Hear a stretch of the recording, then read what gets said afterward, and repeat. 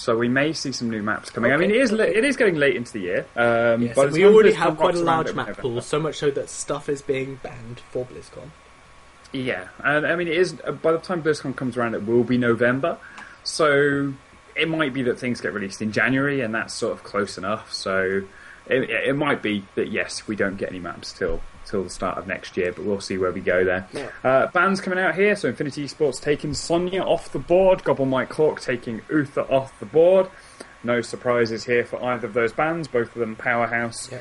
And I'd imagine houses. Infinity either pick up the Johanna or the Tyrande first, before it shows up. I mean, they have picked, but I can't see it, and neither can the stream yet. And yeah, neither can I. So it was a I would Tyrande, put money on it being... I'm so good at this. I didn't finish my sentence before she showed up. I was going to say I'd put money on I it said being Johanna Tyrande, or as we Tyrande, have, but yeah. We have seen Infinity Esports rocking that Tyrande. They were the first ones to bring it to A lot of the American our teams are preferring Tassadar as a first pick over Tyrande, but and we've in fact been seeing Tassadar solo support occasionally.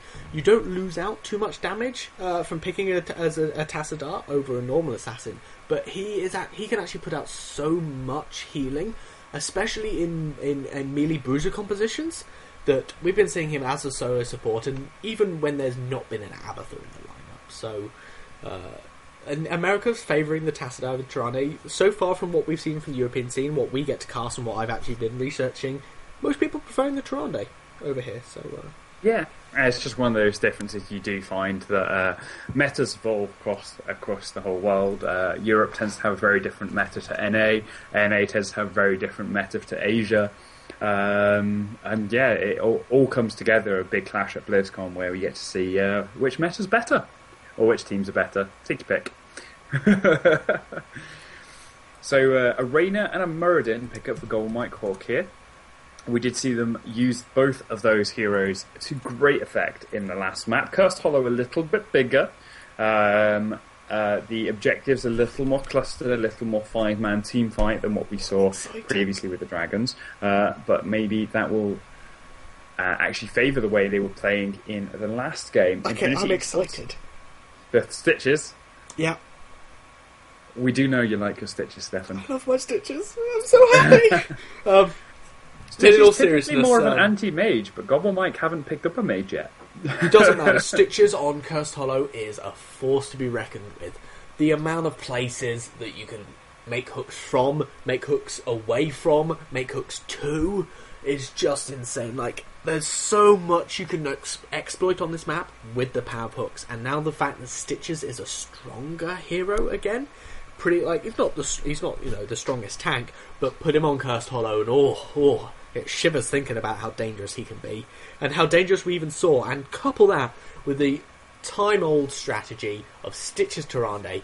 You hook, mid-hook, you're already getting down the Lunar Flare, so it lands immediately on somebody, and you amplify the damage, and then they get slowed by the Jaina, or they're just dead underneath that, the stuns and the amplified damage. They're taken away from their team, stunned and amplified in the middle of your team, and they just die. And Infinity bringing out what they do really well. Like you say, we've actually seen Infinity play Stitches before, and it's always been with Tyrande, and I believe we've seen it. I know we've definitely seen it on Cursed Hollow, but I think we've only seen it on Cursed Hollow from then. Yeah, I think it's mostly been Cursed Hollow that Infinity have brought that out, and as you said, there are a lot of points where they can get that sorted. Okay. So the next bans came out. It was Zagara and then Kael'thas. Banning out Zagara is a smart pick, as it gets rid of that big split push potential on such a large map, and banning out the Kael'thas, so Infinity just don't want to deal with that sort of mage, that sort of poke damage, as they already have the Jaina, who's really, really good for that sort of poke damage, and they already have the Tron they picked up, who's really good for following and the amp damage, so they don't need another ranged assassin in this. They'll want to pick up potentially another tank to support the Stitches, and probably another support as well, whether that be Tassadar or, say, Karazin. Yeah, so then Gobble Mike, I keep wanting to call him Goblin. Gobble Mike will then end up picking the Tyrael, which is a really, really good pick against the composition Infinity is facing out here, as is the Reyna, in fact, because the Reyna, he's harder to kill, and so knowing that the opponents have the Tyrande, as that's all they saw at the Reyna pick stage, He's going to be harder to kill with his adrenaline rush, so anything that focuses on killing a hero, which Tyrande compositions normally tend to, is going to be pretty good.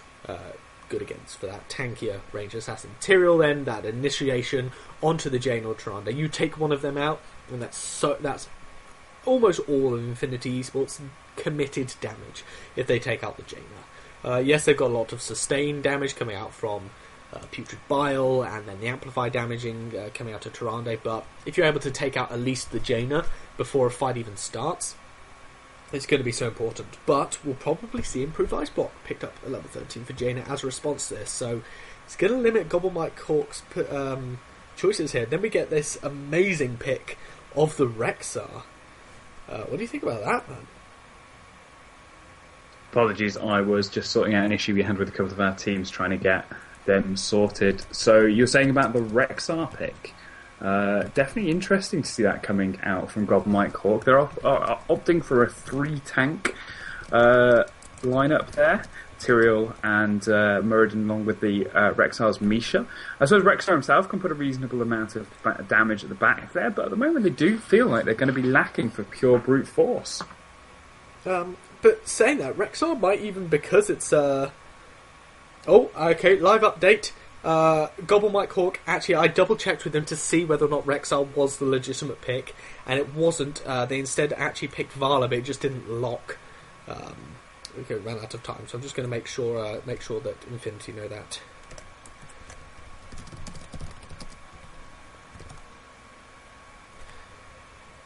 They said it on chat to them, just so that Infinity knows. So I just thought I'd double check. So Rexar is in fact a Vala. So we're not going to get the 3 warrior lineup, and we're going to get another kind of more consistent range assassin who has vaults, so can potentially get out of awkward situations.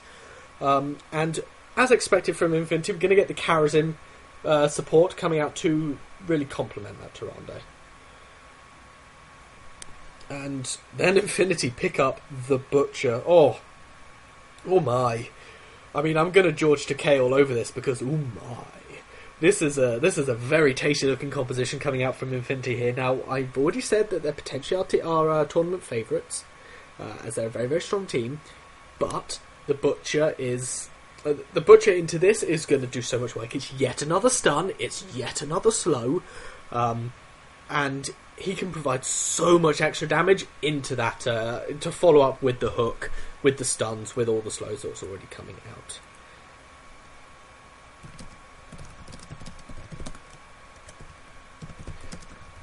So yeah, we do have the drafts there. Rexar is in fact a Vala, so just ignore that. And the Rhaegar I have confirmed is the correct last pick. So I was just making sure everything was awesome there, and we are going to end up getting the Vala come out. So all good on the drafts there. I think again I'm just going to have to favour Infinity eSports, not because they're known to be a good team, but because I always favour Tyrande compositions. I just think that she is such a good utility hero, and that this is the age of the pseudo support, of like the double support with the half support. I think this is definitely the meta of the half support. Tassadar being picked up as a solo support. Tyrande Tassadar compositions being some of the strongest we're seeing coming out of America. Tyrande any other healer, or Tassadar any other healer coming out, also being very, very strong. So we're seeing this sort of thing come up a lot. And Cursed Hollow being a map that's picked up very popularly in the competitive scene means Stitches is really, really good. And the fact that he gets such a huge health pool these days and has and so doesn't need that much sustain means that he's a very viable solo tank. So all the healing could be put into bruisers and ranges. Yeah, the Butcher is actually one monster to try and get through. He's self-healing. On its own is incredible. Backed up with a Tyrande and a Karazim, the Butcher's effectively a second tank in himself if he can get that mark up and be putting down some damage. Yeah, like you say, he's almost a second tank. The fact that he provides himself a lot of healing, a lot of sustain, he's going to be the focus of a lot of damage, which means the healing that he does provide himself is going to be very, very efficient. and he's got two supports to back him up. He's actually got legitimate heals in the Karazim, and then the Shadow Stalk to even mask a charge. Oh, I didn't even think about that. Use Shadow Stalk for the hard initiate. I said in previous tournaments that it can be used to initiate, not just as a heal mid-team fight. But if you use that to hide the fact that somebody's getting charged, even though they still get the mark on the head and they can still see that, if you hide that, that's terrible. I'm not sure where they're coming from still. And we did see Gobble Mike actually using the Shadow Stalk in the last game for a few of their engages, so something they're probably familiar with. But stealth is something that's really, really key in this game and can be used to high effect. You do get that little bit of shimmer, and you do get very used to seeing that little bit of shimmer, but you can't always rely on it being there. Yeah, definitely not. And especially if he's coming at you with the speed that the Butcher charge happens, you won't always see it. It's going to be hard to see that shimmer. If it's coming from off the screen, you're just going to have to take the hit and see what you can do. So, getting into... you can now see the client. Everyone can. I'm just going to make sure the round of 8 thing is moved, because that's technically what this game is. The rest of the round of 8 games have been played, so we are just waiting on the semi-finals to be played, and then we will watch this semi-finals between the winner of this and... who is it? Who's with them in the semi-finals, Nick? In the semi-finals? I know who it is. I'm testing your knowledge. Inside Games. The winner of this and Inside Games. You weren't quick enough, so I jumped in there. Who they're going to meet in the semi-finals? Yes, Inside Games. And then they'll play it off against the winner of I Don't Know Man and Ardio eSports, who have just got their game underway. So we are looking very on track here. We're the game that's lagging behind, but that's because we did have that one early round to go through first, so we've just decided to follow the teams through from there. For those of you who maybe aren't used to watching us, we do often have this tendency to pick the side with the winner in it, if not necessarily following the winner from the start. So we'll see if that holds true again this week, and whether we see Gobble Mike Hawk, or whether we see Infinity eSports going on to win the tournament. But hopefully we'll see some good games either way. And when we get into this match, as you introduced Gobble Mike last time, and I introduced the losing team from round 1, which was Turtle Esports, I will be introducing Infinity, and you can introduce Gobble Mike. They'll be your team for this tournament. You can have Infinity eSports off me just this once. I'll let you just this once. Infinity, you've done it for the last couple of times, haven't you? Infinity have just become my team. I don't know why I've... So, going to introduce the teams again, just to double check that everybody knows what's going on. We have Infinity eSports, the blue team on the left, who I'll be introducing. Kandar playing that Butcher. We're going to have Tempest Regalia Jaina, played by Makula, the team captain. Kren on that Chef Stitches Inception, playing the Blood Elf Tyrande. And finally Chevitas on that Jade Dragon Cataclysm. And over on the other side, we do have... I've forgotten their team name, and it is closed, so I cannot remember it. Mike. Please have Gobble Mike. Gobble Hawk Mike? Gobble Mike Hawk. Yeah, Gobble Mike Gobble, Hawk. Gobble. We have Gilly Rose playing the Muradin. We have Diet rocking the Vala. We have Very Hot on the Angel Tyrael. We have Stickler on Reyna. And we have Rhaegar being played by Izuna. Yes, and thank God I have a massive mouse mat, which is currently a pillow, just so everyone knows, to scroll as far as the stream can see me doing. Kren attempting trying to hook Gilly Rose and having a nice... the Lunar Flare dropping as well, just in case that did land. Misclick, pause there by Izuna. So luckily no one is having the horrible lag again, so that's all good. Sorry, a bit bad. I just said reported. You did. But top lane is where the action is going to be happening at the moment, because that's where the 3v3 is. Meanwhile, we're going to have Vala versus Karazim. I mean, neither really with much kill potential. The Vala with more so than the Karazim, but the amount of healing he can do is fine. And Sitches versus Muradin. So Tank v Tank's not really going to do much either, although he did rotate up there for a potential game.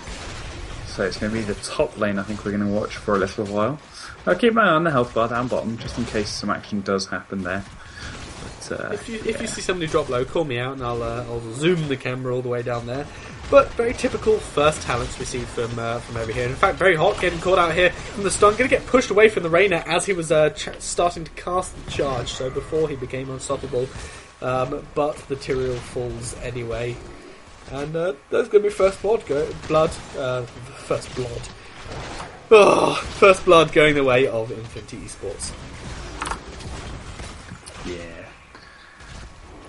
Down the bottom, Servatus had to go drink from his fountain as Diet's just going to push him in. I think that's just going to be the way of it is. Diet with the multi-shots have got a lot more wave clear than that Karazim has. He's so, actually going for a Hungering Arrow build. So level 1 he's gone for Siphoning Arrow, which means he's going to get health back every time his Hungering Arrow hits.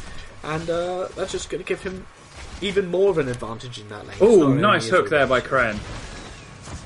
Good follow-up stun as well by Inception, but it's not going to quite... He goes back out to stun the Tyrande. Potentially try and bait her death to the towers, but yeah. Curios just balls of steel on that dwarf, shall we Very say. hot. Caught out in a bit of a rough position here, and looks like his throne goes not going to be enough. There's another great hook from Kren's going to come out and going to get stunned by the Mountain. Going to actually be able to get out of this. Very good play there by the team of Gobble Mike as this first tribute spawns in the top lane. Neither the Varla nor the Karazim are moving up to the top there, and in fact the Rain is going to get stunned out here. The Envenom coming down from the Butcher, couple that with the Tyrande amplify damage and stun, and that is going to be a dead Rainer as the second blood in favour of Infinity eSports. As a Tyrande Inception just picking up that tribute. Meanwhile, Kren just goes straight back to mid lane to go and soak, because they knew they had that tribute. Put everyone back into the soaking lanes, and with a 2-kill advantage, they actually have a decent experience advantage here, about half a level after the creep waves have been cleaned up. They do, yeah. So it's going to put them in good stead, and going to put them in good stead, and just means they can just soak the lanes, just stay ahead, and go for that. So throw and go there onto Macula is going to catch him out, and that Jaina is going to fall up in the top lane.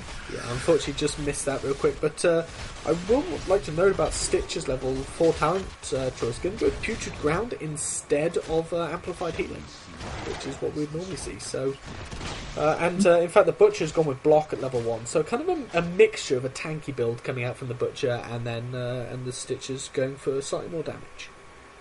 And we do see this second tribute spawning now, probably going to pull everybody in those top lanes together, but very hot on his own at the moment, going to start channeling it. But Owl's just going to say, no, you don't get to do that. And a very good level 4 talent choice out here from the Tyrande, Pierce, so that it will interrupt, just even with body blocks, the channel tribute. Very hot, just going to get caught out and take a lot of damage, and going to fall to the final Frostbolt from Jaina, and overextending there in order to get the interrupt. Potentially not worth it. Zulu is in fact now in a bad position. Now I'm on the side of the map, going to get hit by a really good Tyrande out there. Going to get envenomed by the Butcher as well as slowed down by the hamstring, but not going to end up on the kill. With the Muradin doing very good body block to stop the hook line of the Rain. The second tribute going to be taken by Infinity, and that's 2 tributes that spawn top, so the third one's guaranteed to spawn bottom. And yeah, we'll see where this takes, and whether or not we're going to actually have the Karazim or the Vala participate in a fight. I think they're enjoying sitting on the bottom there, just beating on each other and not doing much else. It's a nice, relaxing laning phase for them.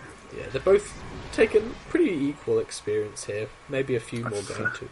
First camp over for Gobble Mike Hawk there, taking their hard camp. Just going to push on to the mid and help back up that Muradin, allow him to maybe go heal up if he needs to, take some of the pressure off, or just give him a bit of extra pushing power, as he has got 2 heroes to contest with in that lane. Yeah, definitely so. And we're going to have the Tron now come out and scout out the Siege Giant camp bottom. Nobody actually taking that, so they know that they're not going to go to even contest that. And it means there's going to be no additional push happening as this tribute spawns bottom. It actually spawns in favour of Infinity in this little cubby that we see coming out here. It's the most left position. It does look. That's going to be in a lot of favour for them, especially with that Stitch is just going to be able to zone or keep people away, as Gliros looking for a dwarf toss there over, and Kren just says no. Amazing body blocks coming out there to allow Inception to finish selling that. In fact, Diet's going to end up probably dying to the Butcher with the Envenom on her as well. Yeah, she'll almost certainly die there off the back, so I'm going to follow the rest of the fight as Macula on that Jaina going to get caught out slow, take a lot of damage, but Gonna be saved by the Tyrande. There's another good hook coming out on very hot. He's been the target so far for most of this. And a Lamb to the Slaughter, level 10 already for Infinity. As the Jaina Ring of Frost comes down as well. The Tyrande Lunar Flare actually missing there, but wasn't necessary as they pick up the Reyna and the Rhaegar. So yeah, Lamb to the Slaughter, good work. And I think that's a really clever pickup. If you Lamb to the Slaughter somebody and have Stitches, Putrid Bile and run through the ranks, then any getaway that player's going to potentially make is going to be hindered by damage and movement speed reduction. Yeah, we have seen the Lamb to the Slaughter picked up by Kandar previously when he has played Butcher, so it's good to see him bringing that back. Most interestingly though, Tyrande locking the Starfall. Oh yeah, I didn't even notice that. Yeah, Tyrande going with Starfall and Tyrael going with Sanctification. So Sanctification is something I think we'll see coming out of Tyrael here, because in those 5 versus 5s they are at the moment falling behind. The Sanctification might be enough to turn the tide, especially if the Butcher mark is down, just making that Butcher mark invulnerable for 3 seconds. I think it would have been a very good choice had Butcher taken Furnace, but against Lamb to the Slaughter, I don't know how much more effective that's going to be than Judgment, than isolating the team away from the Butcher with the big pushback that Judgment that comes with the Judgment, or even isolating up Karazhan and Blood. So now comes out and sees that they are doing this boss, and so we're going to have a little fight for it. Yeah, we have a Ring of Frost coming down, very well placed, but in fact the boss is going to be taken here for Gobble Mike, but and in fact the follow-up damage coming out of them is just enough to pick up 3 kills. This fight's gone incredibly well for them. They're going to almost equal up the kills. It's 4-6 in favour of them, but they ended up getting 3 kills there, and they secured the boss. The Vala Strafe doing so much damage. I mean, the Starfall came down, but it didn't really do a huge amount. It provides so much kind of cover damage, but the Rhaegar chain heals plus all the Earth shields. Tyrande actually getting jumped on there by Imogen. She's going to get picked up as well. So 6 for 5 kills. Macula just looking to do some poke damage, but yeah, the Rhaegar chain heals, keeping everybody mostly alive, plus the Tyrael shields keeping people alive again, and Siphoning Arrow keeping the Vala alive, and the Muradin obviously with all his health regen and big health building. It was just very little that they could do to actually to kill them off. I think they spread their damage. There wasn't enough focus.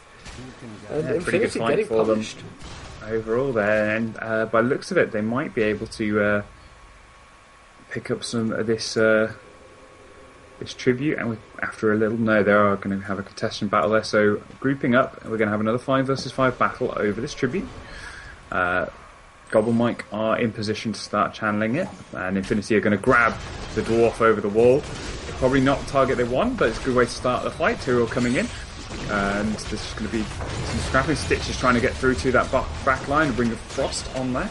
He's going to try and zone this fight out. Reyna just putting lots of damage down there with the autos. Yeah, no, in fact the Butcher's falling very low to this. And Hyperion is back up, so Hyperion now doing damage to that Ancestral Healing, keeping the Muradin up, and this fight is going very well in the favour of Gobble Mike, as they do pick up 2 more kills there, and Hyperion puts a little bit of damage down on that gate. Yeah, Gobble Mike actually coming out with a very, very kind of flawless team fights almost. The Ancestral was perfect on the Muradin there. It wasn't even like an anticipation, it's just like he's falling low, let's put it on him. Tyrael was very low, but they knew he'd be able to survive versus the Stitches, who was trying to get away, and he actually used his Eldrin's Might to block off the retreat from the Stitches, it's securing that kill as well off the back, as we see him finally respawn the last kill that happened in favour of Gobble Mike. And they just go straight back to soaking. Rhaegar ran straight bottom after that one fight. And they were trying to push that mid a bit, but they were seen off by Infinity as they fell a little bit too low while they were trying to fight that. So it's all very good. But something I just found out as we see Infinity come and try and take their boss, or attempt to at least take their boss down the bottom lane. If you select the boss, it actually has a buff showing that it can use a healing fountain.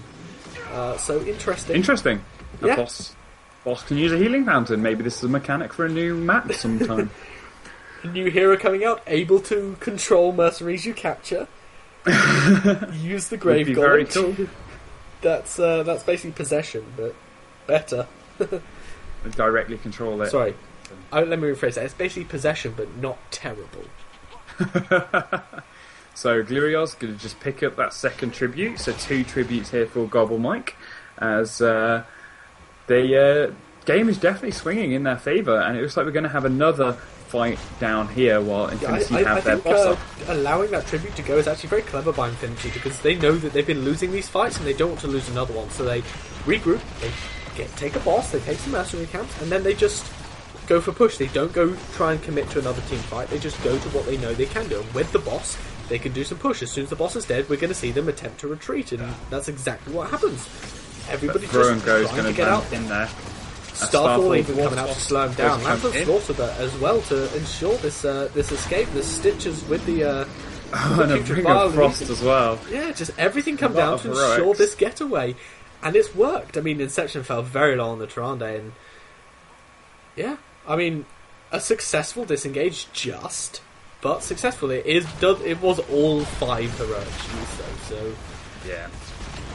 It does mean they're not going to be able to defend this fort, and I think they're just going to be content with this fort falling bottom, as they do have a 2-fort advantage, having taken all 3 of their opponents, and Gobble Mike have only taken the top, and now this preview is going to spawn while they are dealing with the fort, so Gobble Mike are going to have to rotate up after that, and but it's going to allow... There's no level lead for Gobble Mike. It's a 16 for 16 soon to be 17-16, but it does mean that there's not the level lead, there's not the talent point advantage that Gobble Mike have. So Infinity looking to potentially take this fight on much more even footing.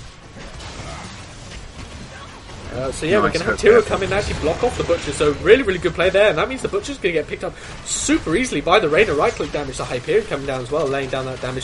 Kren getting body blocked by the Muradin, and then the Tiro come down again with that impassable zone, Holy Ground talent picked up at level 16 there, blocking out the Stitches. So despite Butcher and Stitches being some of the harder to kill targets, they pick them up very easily. It's going to be a hard camp they picked up halfway through there as well, so a hard camp, 3rd tribute is going to give them the curse, and their boss is coming up Gobble Mike right now. Yeah, Gobble Mike putting in a pretty stellar performance here. I mean, they gave away a couple early kills, but they didn't lose much experience in the grand scheme of things, and they're just going to push with this curse, which is definitely the correct thing to do. Push with the curse as the curse is about to end. Go and take their boss. They know they can win these fights. They've been doing it constantly ever since the fight. They started fighting from kind of level 10, and yeah, in fact, Murder's going to catch Glorios, but he's going to pop his avatar and throw a Storm Hammer into there.